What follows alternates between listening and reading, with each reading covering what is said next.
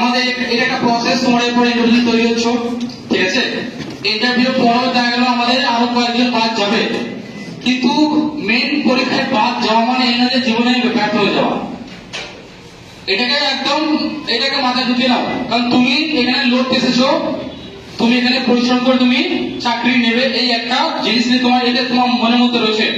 তো এইটা একটা প্রসেস, প্রিলিমসে বাদ গেছে, মাঠে বাদ গেছে, মেন পরীক্ষা বাদ গেছে, তোমার ইন্টারভিউ হবে, ফাইনাল হচ্ছে, অনেকজন বাদ যাবে, কিন্তু তুমি তোমার লড়াইটাকে চালিয়ে যেতে হবে, কারণ রিক্রুটমেন্টের জন্য তোমাকে রেডি হতে হবে। তোমাকে সবসময় তোমার বেস্টটা দেওয়ার চেষ্টা করতে হবে। তুমি যতটা পারবে তোমার বেস্টটা দেবে, যার জন্য তুমি এত দূর এসছো, মানে তুমি তোমার বেস্টটা অবশ্যই দিয়েছো।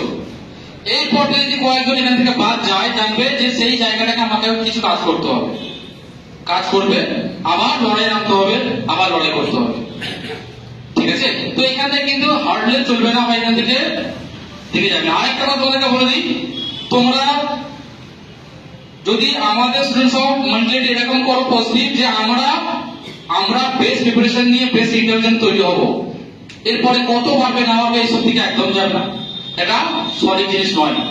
তুমি যদি নিজে পজিটিভ না হও না, তোমার ব্যাপারটা পজিটিভিটি ইন্টারভিউ বোর্ডে প্রকাশ পাবে না। যা বলবে এখান থেকে বলো, বিশাল কিছু পানি টানিয়ে বলে বোকা বানানো কিন্তু সম্ভব নয়, ঠিক আছে? এটা এটাই তোমাদেরকে বলবো। স্টুডেন্টসরা যেদিক থেকে বলবো যথেষ্ট ভালো এখনো পর্যন্ত রেজাল্ট করেছে। আমি জানি আরো কিছু জনকে আমাদেরকে হয়তো মেন পরীক্ষাতে পরে রিলিস্টিক জনকে আমাদেরকে আবার পরের পরীক্ষার জন্য তৈরি করতে হবে, কিন্তু এই যে আমাদের একটা সাফল্য, এটাকে একটু মুহূর্তের জন্য হলেও আমরা উপভোগ করি, তারপর আবার কাজে লেগে পড়বো, ঠিক আছে? তো আমাদের 71 সাকসেস স্টুডেন্টসে, আমাদের রেগুলার স্টুডেন্টের কথা বলছি, বাইরের স্টুডেন্টসের কথা আমি বলছি না। তো সেই অর্থে এই 71 ক্যান্ডিডেটের জন্য জোরে একটু হাত তালি। আর যারা আমাদের সাকসেস পায়নি বা ওয়েস্ট বেঙ্গলের বিভিন্ন জায়গায় যারা পায়নি, তাদের জন্য আমরা যারা এখন বর্তমান বসেছি সবাই এটুকু প্রে করবো, যেন তাদের মনের জোরটা যেন অক্ষুণ্ণ থাকে, তারা পরের এক্সাম গুলোর জন্য আবার যেন কাটতে পারে। শুরু করি তোমাদের সবাইকে নিয়ে ভালো, তোমাদেরকে আমি পার্টিসিপেট করাচ্ছি না এই কারণেই, কারণ এটা হবে একদম আমাদের ফাইনালে গিয়ে একদম যাবে আমাদের তরফ থেকে হচ্ছে, বোঝা গেল? ওই জন্য তোমরা দর্শকের ভূমিকা রয়েছে, আমরা এই দিক থেকে রয়েছি।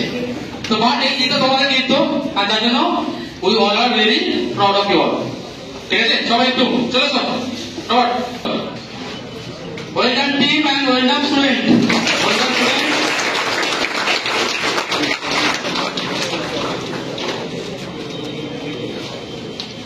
ঠিক আছে? তো অল্প করে ক্রিম দিও না, এছাড়াও ক্রিম আসলে একটু করতেই হবে।